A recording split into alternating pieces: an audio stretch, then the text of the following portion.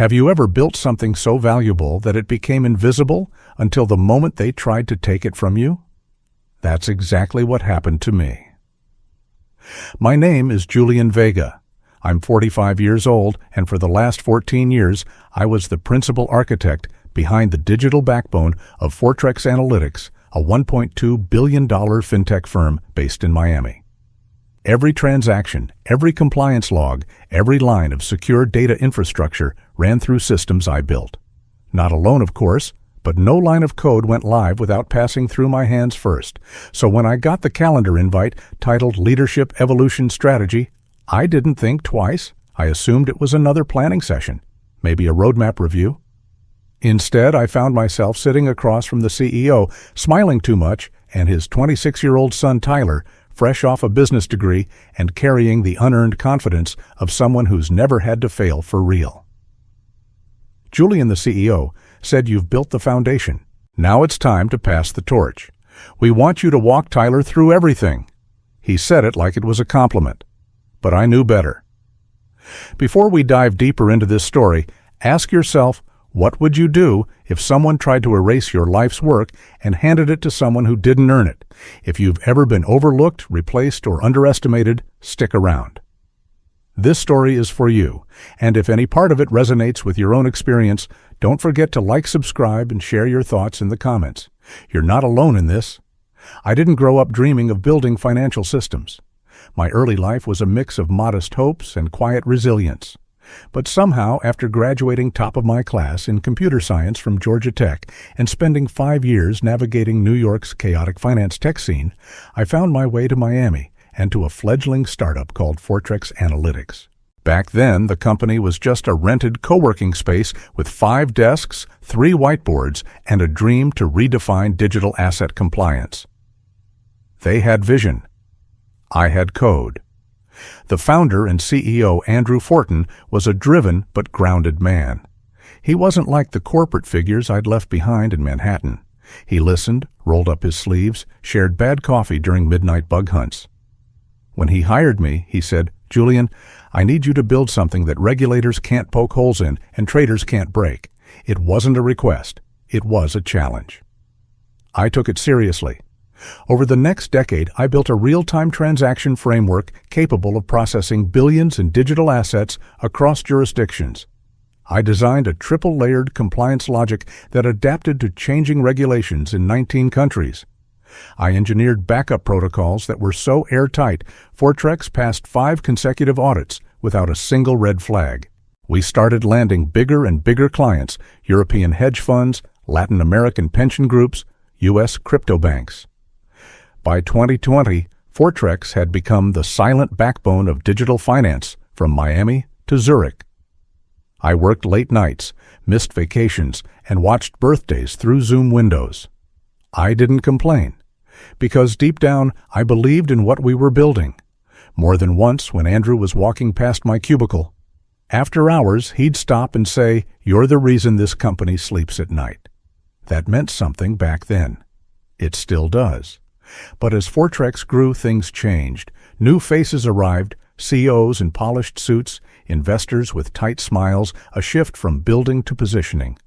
But I stayed in the background, head down, hands on the code. I wasn't interested in boardrooms. My work was invisible to most, but essential to all. When a client's records were subpoenaed by European regulators, it was my system that pulled clean, time-stamped logs in minutes. When a data breach hit a competing firm, Fortrex stood untouched, because I had anticipated that kind of attack 3 years earlier. I wasn't just a database architect, I was the fortress wall they didn't see until they thought they didn't need it anymore. What they never understood was that my code didn't just process transactions, it held their company together. Every connection, every protocol, every line had a purpose. And I didn't build it for glory. I built it to last. But in the end, lasting wasn't enough. Tyler Fortin made his grand entrance on a Wednesday morning 3 weeks after his graduation ceremony. Fresh from Wharton sunglasses still on his head, he walked into Fortrex like he owned the place. Technically, maybe one day he would, but that didn't mean he understood a thing about how it ran. I was in the server diagnostics room when he stopped by with his father for a quick meet and greet. He shook my hand like it was a PR opportunity, smiled with that glossy influencer confidence, and said, "Man, I've heard you're like the wizard back here." Then he chuckled, as if the whole system I'd built was a magic trick he was about to figure out on YouTube. Andrew, the CEO, introduced him formally during the all-hands meeting that afternoon. "Everyone, I want you to welcome Tyler Fortin, our new Director of Strategic Modernization." The title alone made a few of us glance at each other. Director at 26. With zero technical experience. Tyler will be working closely with Julian over the next several weeks to understand our infrastructure. Andrew continued and explored new efficiencies and technologies for the future. That word efficiencies, it hit different when you've been at the same company for over a decade. It's never just about tech. It's usually code for cuts, for changes that look good on a spreadsheet and hurt in real life. Tyler showed up late to our first meeting. He was wearing a slim-cut suit holding a matcha latte and talking on his Bluetooth earpiece to someone about NFT licensing. He sat down across from me and opened a brand-new MacBook, no development tools installed, just a browser with tabs open to blog posts about AI and blockchain. "So here's the thing," he said with his fingers steepled like a TED Talk coach. "I've been reading a lot about decentralized systems and cloud-native solutions, and I think Fortrex is ripe for disruption." I stared at him for a long second. Ripe for disruption? Yeah? The current architecture's solid, but we need to start thinking about scaling via blockchain verification, and I'm not sure why we're not using open-source automation yet. I had to remind myself to breathe. He was throwing around words like a buzzword salad without knowing what any of them meant in context. Our system was already running advanced AI algorithms on regulatory flag detection. We'd been using hybrid automation tools before Tyler even applied to college. And as for blockchain, it was a cute theory in a compliance-heavy environment until you realized most jurisdictions still didn't have legislation in place. But Tyler wasn't there to learn. He was there to inherit. I kept the meeting professional, answered his surface-level questions, and offered to walk him through the system in modules. He waved me off, saying he'd prefer a top-down overview instead of getting lost in the weeds. The weeds, of course, were where all the real work happened. But Tyler didn't know that, and worse, he didn't want to. The shift didn't happen all at once. It started with a tone, then with silence. Andrew, who used to drop by my office with coffee or ask my opinion during meetings, began skipping me in discussions. Loop Julian in later, I overheard once. And then came the message dressed in polite language, but laced with purpose. "We're standardizing documentation across departments. Would you mind making sure all your systems are clearly laid out?" In layman's terms, I'd already written documentation, pages and pages, architecture maps, security protocols, recovery plans. But this wasn't about clarity. It was about preparing someone else to sit in my chair. Still, I played along. I cleaned up diagrams, simplified logic flows, removed technical jargon that no one outside the engineering team would ever touch. I even created training decks labeled System Logic for non-engineers.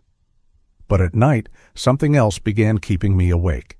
I started noticing strange patterns in the server logs, activity that didn't align with anyone's schedule. At first, I chalked it up to scheduled scans or maybe a junior engineer running tests. But when I dug deeper, I found logins at 2:00 a.m. on Sundays from an IP address located in the executive wing, so I traced it. It led to Tyler. His new strategic assistant account had access privileges far beyond what a non-technical role required. Read-write permissions to configuration files, admin-level access to system kernels. I flagged it mentally, but didn't say a word. The next week, I overheard a conversation outside the meeting room. Someone from HR mentioning institutional continuity and the importance of reducing single points of failure. Single points of failure. That was me. The conversations got quieter when I approached, my calendar filled with mysterious invites, tech transition oversight, infrastructure, scalability, brainstorm, shadow session. Julian Tyler. I'd sit in rooms full of people in expensive suits who barely looked at me. The way they asked questions told me they weren't curious.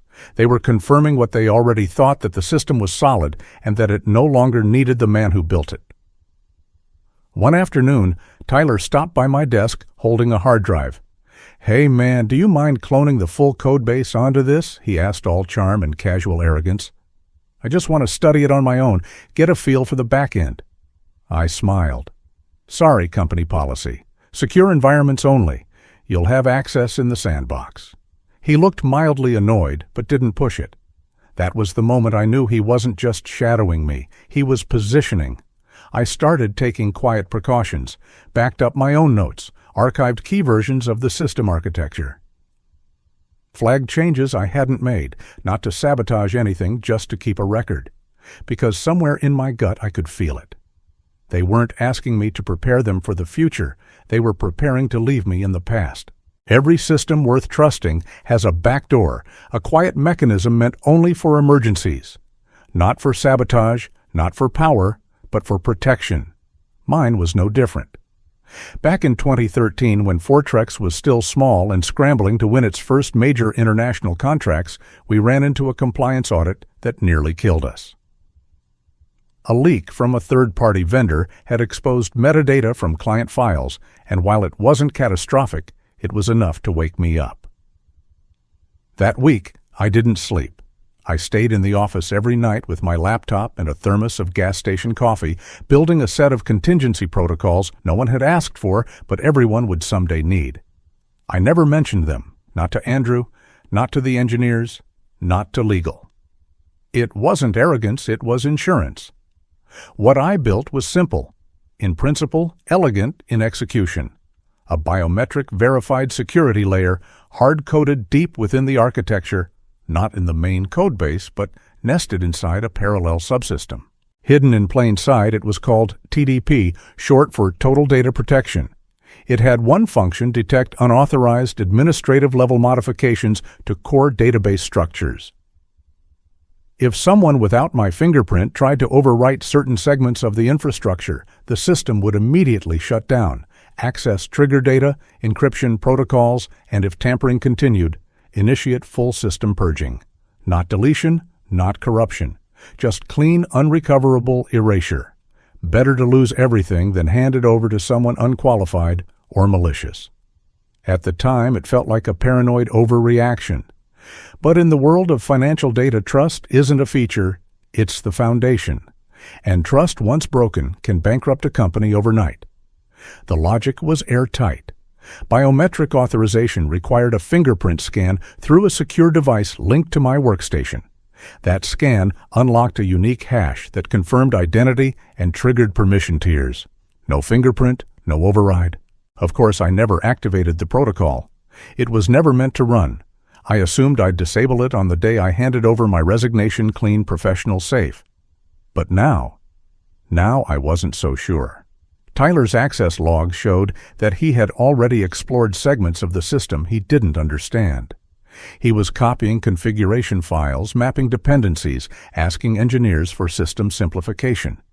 He called the nested routing model unnecessarily complicated and asked if we could flatten the architecture for clarity.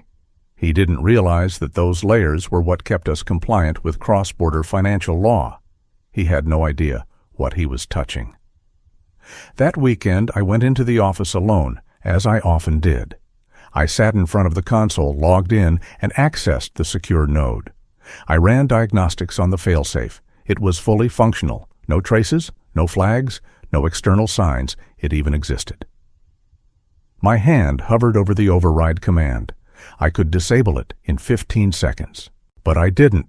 I just sat there and stared at the blinking cursor, thinking about the difference between loyalty and submission, about how I'd given this company everything, every weekend, every holiday, every ounce of quiet pride I had in my craft. And they were giving the keys to someone who still used admin 123 as a test password. I closed the terminal, locked my machine, and left without a word. Because deep down, I knew if Tyler ever tried to take control of what he didn't understand, the system wouldn't just defend itself. It would disappear. The confirmation didn't come in the form of a conversation. It came as a careless mistake, an email attachment with the wrong permissions. I wasn't meant to see it, but there it was. Late Thursday afternoon, I received a mass calendar invite labeled System Redundancy Planning, Executive Review. I wasn't on the guest list, but for some reason, I had access to the attached presentation. Curiosity overrode caution, and I clicked. What I found wasn't just a technical roadmap. It was my obituary. Slide after slide detailed Fortrex's plan for operational evolution. The language was corporate, but cold mitigate legacy dependencies, reduce knowledge silos, modernize cost centers.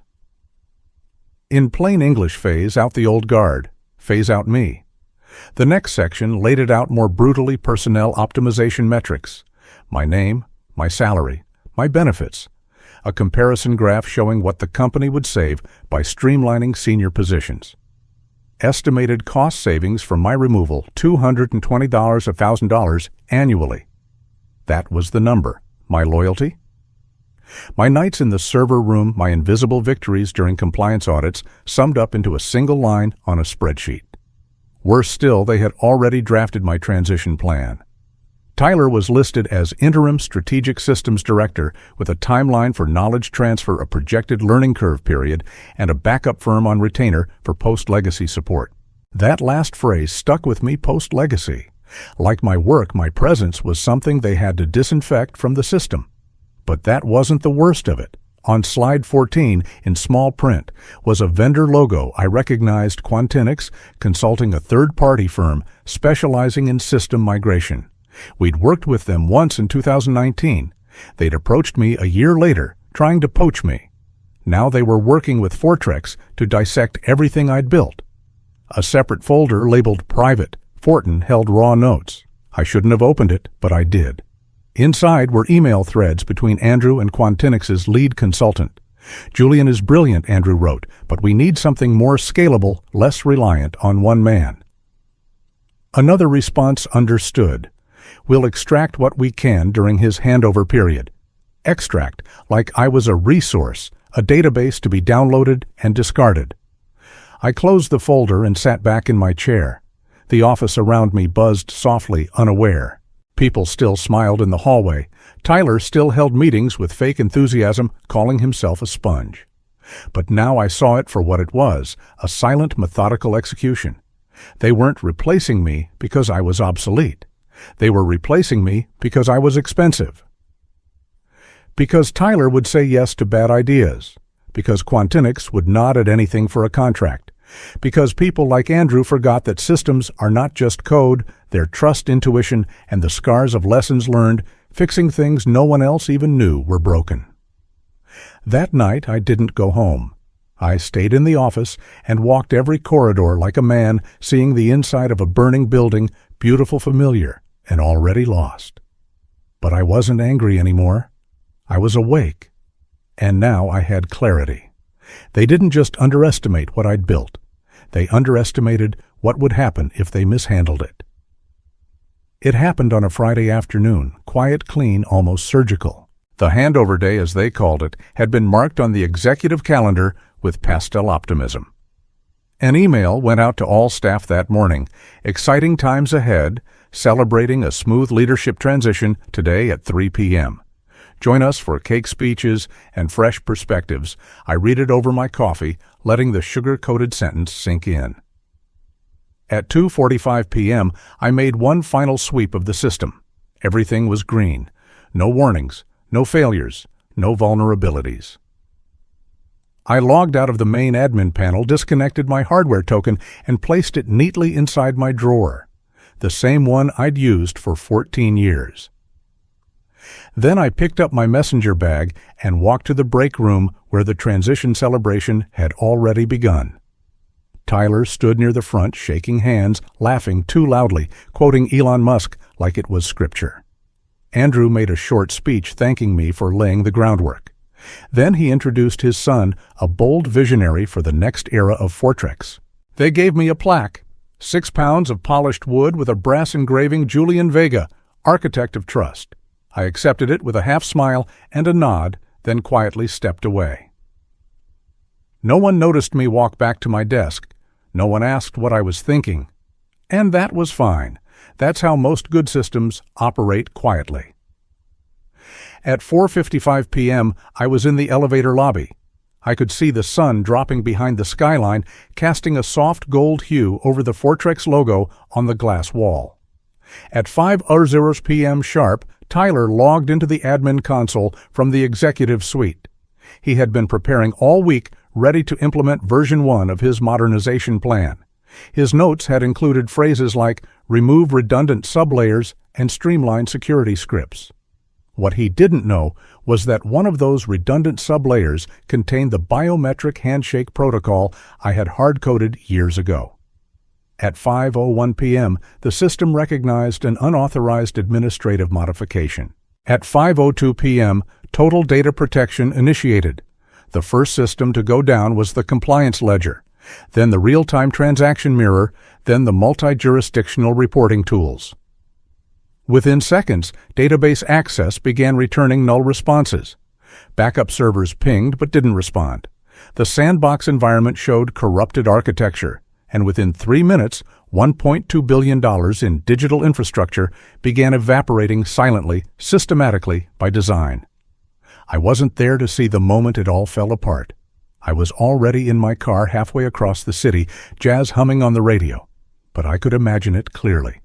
Tyler staring at the screen, blinking, maybe refreshing the page, maybe calling IT in a panic, error messages stacking up like snowflakes in a blizzard, the admin panel freezing, logs disappearing. Then the realization nothing was responding because the system was no longer under his control. It wasn't a hack. It wasn't an attack. It was the system doing exactly what it was meant to do when placed in the wrong hands. At 5:11 p.m., my phone buzzed first with a call from the CIO, then another from Andrew. I didn't answer either. I let them ring out one after another, like distant echoes in a building they thought was fireproof. The building wasn't on fire. It had simply been evacuated. Permanently. By the time the 6th call came in, I had already poured myself a drink. I sat on the balcony of my apartment, watching the Miami skyline flicker with evening light, the sound of distant waves brushing the edge of the city. I had my phone face down on the table, but I could see the screen flash with names. I recognized Todd, our CIO. Andrew, one of the external auditors. Even Tyler. They didn't leave voicemails. They didn't need to. I already knew what they were going to say. At 5:17 p.m., I finally picked up. Julian Todd's voice was hoarse, frantic. We have a situation. What kind of situation? I said calmly, like we were old friends catching up over coffee. The system's down, he said. Everything. The client data, the compliance modules, the backups, they're not responding. It's like the entire architecture just vanished. I paused, took a slow sip of my drink, and replied, That's strange. Have you checked the diagnostic logs? That's just it, he said, his voice rising. We can't access them. We can't access anything. It's like the entire platform just went dark. There was shouting in the background, someone yelling about regulators, someone else about clients. It sounded like a war room without a general. I imagined Tyler sitting there, pale-faced, refreshing windows that wouldn't load, wondering how the system that had seemed so obedient just hours ago had now turned into a locked vault. Tyler was trying to adjust the access permissions. Todd continued, catching himself. Then it all collapsed. Please tell me there's a recovery protocol we can activate. There is, I said, but it requires biometric confirmation from the original architect. There was a pause. Then Julian, please. We need you to come in. This is serious. We've got clients calling nonstop.